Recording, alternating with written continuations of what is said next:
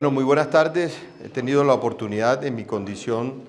de defensor del pueblo de Colombia de tener un espacio de conversación y de diálogo con el señor presidente de la República, donde abordamos distintas temáticas y preocupaciones relacionadas con la situación de derechos humanos en nuestro país. En primer lugar, hicimos dentro del proceso de socialización de la alerta temprana de riesgos electorales que la Defensoría del Pueblo en los próximos días presentará al país y a la comunidad internacional de cara al proceso electoral del mes de octubre. Hicimos varias reflexiones y varias consideraciones que es importante llamar la atención. En primer lugar, teniendo en cuenta el alto grado de vulneración a los derechos humanos en el territorio, la coyuntura de exacerbación en muchos territorios de situaciones de violencia, donde somos conscientes, y en eso hemos coincidido con el señor presidente de la República, que en el marco del cese al fuego bilateral, lo más importante y lo más prioritario y preponderante debe ser dejar por fuera de cualquier afectación en sus derechos a la población civil. En ese orden de ideas,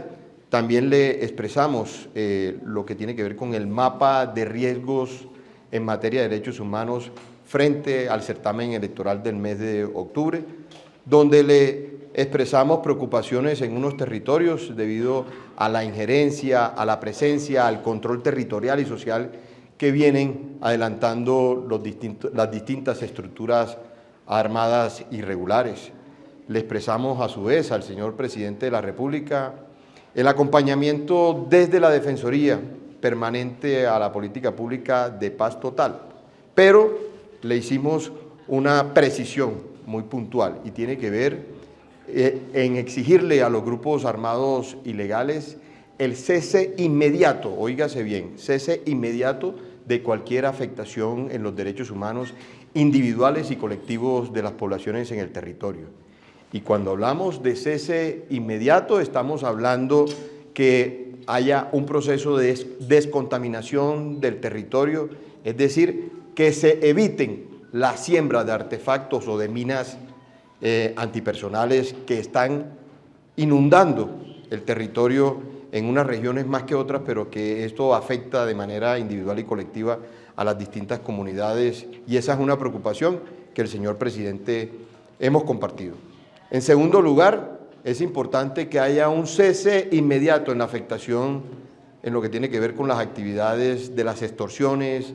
de los homicidios selectivos, así como también del reclutamiento de niños, niñas y adolescentes, así como también situaciones de amenazas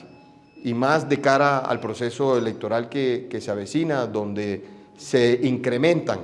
y se aumentan las amenazas a candidatos, a candidaturas,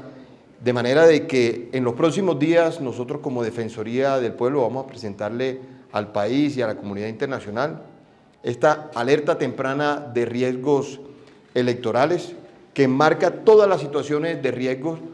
para lograr entre todas las instituciones del Estado colombiano, y eso fue una solicitud reiterada al señor presidente de la República, para mejorar la respuesta institucional frente a la alerta, a las recomendaciones en el marco de la alerta de riesgos electorales que vamos a emitir en los próximos días, porque entendiendo que el carácter preventivo que tienen las alertas tempranas y por supuesto de cara a un proceso electoral, ese es el fundamento, esa es la naturaleza de las alertas tempranas, lograr anticiparnos advirtiendo unos riesgos para que entre todo el andamiaje institucional del Estado colombiano lograr prevenir, lograr mitigar, lograr contrarrestar, lograr contener todos los riesgos en materia de derechos humanos. Profesor, pero aterrizando, se nos ha dado cifras. ¿Cuántos candidatos del país están en peligro y cuáles son las zonas más peligrosas? En primer lugar, como está en proceso de elaboración y de construcción la alerta temprana que vamos a emitir en los próximos días, les doy un anticipo, les doy una chiva para que tengan claro. 380 municipios del país entre riesgo alto y riesgo extremo, es decir, que existen altas probabilidades de la ocurrencia de hechos vulneratorios a los derechos humanos. Muchísimas gracias. Defensor, un momentito. O sea, el 30% del país. Yo sé que usted estaba con el... Perdón, señor. No, que o sea que el 30% del país está en riesgo electoral. 380 municipios. Eso le iba a decir. Que si hay algún municipio que sufra peligro que no tenga elecciones. ¿Perdón? Si hay algún municipio donde la violencia impida que haya elecciones, de acuerdo con lo que usted ve hoy. Nosotros, a 80 días del proceso electoral, le vamos a presentar al país y a la comunidad internacional todas las situaciones de derechos humanos, sus afectaciones, las distintas manifestaciones. El órgano encargado de organizar y de dirigir es la Registraduría Nacional del Estado Civil, la organización electoral, con el concurso de todas las instituciones del Estado colombiano que cumplimos un rol y una función constitucional y legal. La Policía Nacional y las fuerzas militares van a hacer también su plan de acción en el marco de este certamen democrático del mes de octubre, así como también las distintas instituciones, la Procuraduría General de la Nación, haciendo las advertencias, la Fiscalía General de la Nación en lo que tiene que ver con la lucha de cualquier situación de derechos humanos y de manera particular cualquier hecho punible que atente contra el certamen democrático del mes de octubre, de manera de que aquí se requiere de la respuesta de todo el aparato estatal, respuesta que nos vamos a ahorrar o nos vamos a evitar que cualquier hecho atentatorio contra los derechos humanos se consume. ¿Cuáles son las zonas más vulnerables de esos 300? En la zona del suroccidente es una zona que tiene una alta preocupación,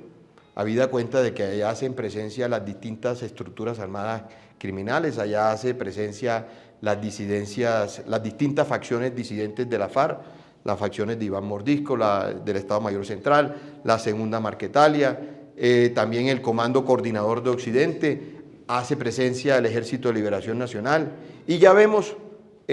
cómo se ha intensificado el carácter expansivo de las distintas estructuras armadas ilegales, entendiéndose las Autodefensas Gaitanistas de Colombia, Clan del Golfo, donde nosotros desde la Defensoría del Pueblo hemos evidenciado de que hacen presencia en más de 392 municipios del país, en más de 24 departamentos, lo propio las distintas estructuras armadas irregulares.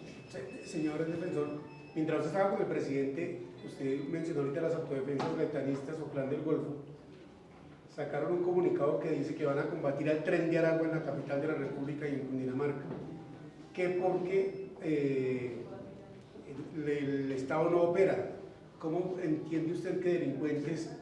combatan delincuentes y eso es lo que se avisora es una matazón terrible? Nosotros lo hemos advertido desde las alertas tempranas, nosotros de manera específica le venimos haciendo informes de seguimiento a una alerta temprana del año 2020, nosotros en el mismo año 2023 llamamos la atención sobre la presencia no solamente de estructuras armadas ilegales bajo la figura de la tercerización, bajo la figura de la subcontratación, que se vienen moviendo y tienen sus dinámicas propias en la capital de la República y por supuesto en los departamentos circunvecinos. Hemos llamado la atención que hay estructuras armadas del orden local, del orden nacional y del orden transnacional, de manera de que eso es un tema que las autoridades, los organismos de seguridad deben evaluar. El pronunciamiento, el comunicado público que sacó las Autodefensas Gaitanistas Clan de Golfo, porque nosotros lo hemos advertido desde nuestras alertas tempranas.